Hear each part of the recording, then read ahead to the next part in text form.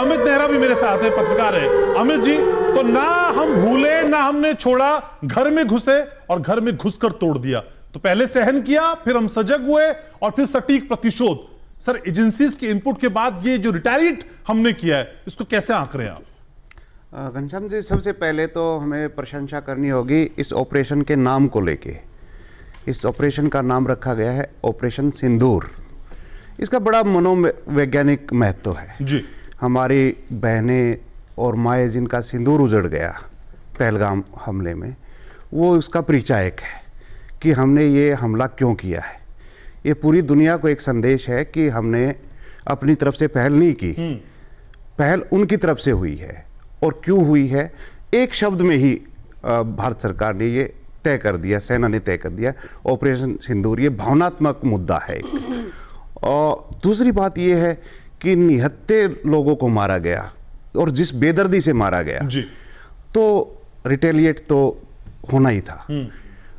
अब एक और ख़ास बात ये है कि हालांकि जो सेना ने कहा है कि एक्चुअल जो टाइम था वो 1:05 से 1:30 बजे तक हुआ है, लेकिन सारी कार्रवाई जो मेन थी वो 7 मिनट में ही पूरी होगी। टाइमिंग का बड़ा फ़र्क होता है, महत्व होता है कि 7 मिनट में आप 9 ठिकाने नष्ट कर दो। और कुछ लोग, कुछ पार्टियां, विपक्षी पार्टियां ये लगातार सरकार को घेरने की कोशिश कर रही थी कि कब प्रतिशोध लेंगे, कब प्रतिशोध लेंगे। तो आनंद फान में प्रतिशोध नहीं लिया जाता क्योंकि चीज़ें उस तरह से नहीं होती। हम हर चीज़ को निशाना नहीं बना सकते, जैसा कि सेना ने कहा। सेना ने एक और सबसे बड़ा काम ये किया है कि जो ब्रीफिंग करवाई गई वो पहली बार महिला अधिकारियों से करवाई गई। तो भारत ये जताना चाह रहा है कि हमारी महिलाओं की इज्जत पे उन्होंने जो गम भोगा, उनके पतियों को मारा, पिताओं को मारा, बच्चों के, तो एक बोल सकती हूँ? वो उस पे साथ में लगाकर जी जी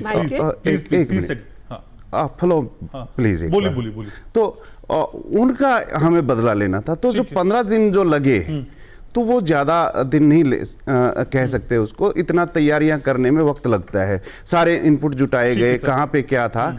और एक बात और मैं कह दूं, युद्ध 2 तरीके से होता है, एक सेना के माध्यम से होता है और एक संचार माध्यम से होता है।